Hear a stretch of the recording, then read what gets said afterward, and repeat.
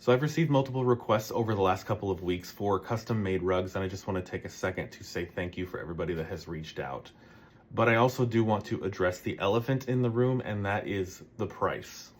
So all the messages that I have gotten over the last couple of weeks have been really promising at first, and then as soon as we get to the topic of price, it's kind of crickets almost immediately. And I get it, I completely understand, but I do kind of want to touch on why things cost what they do and, just kind of go over some details.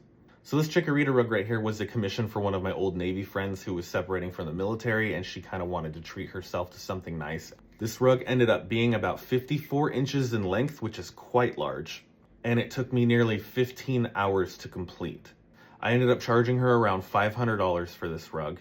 All in all, this rug costed me about $120 in materials to make, and that's including the yarn, that's including the tufting cloth, the backing fabric, the adhesives, the hot glue, which comes out to about $380 in profit. So if you do the math on that, that comes down to around $25 an hour, which, is a lot to some people, but this is Washington State. The minimum wage in Seattle is about $20.76 or something like that.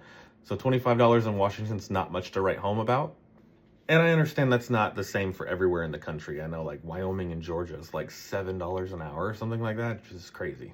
But again, none of that factors into the time it took me to learn the skill as well, the countless hours, months it took to learn the skill. I don't really believe in pushing that cost off onto the customer just because it's silly to me, but it does play a factor.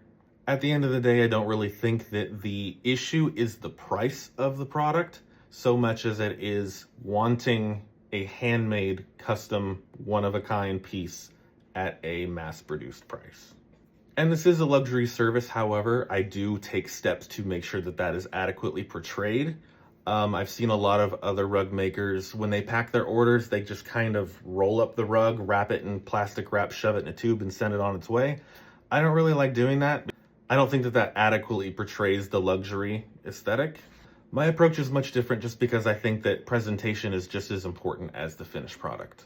So I use a magnetic clasp reusable box that's sealed with a ribbon with my logo on the top, and then I put that inside of another box with packing peanuts to give it that unboxing feel. And then my rugs also come with a one-of-a-kind hand-signed print along with a couple stickers as well as care instructions. And I do not push the cost of that onto the customer either. So I do hope that this kind of clears up why things cost what they do, but we do put a lot of time into what we do, and I do think that we charge the adequate amount for what we do.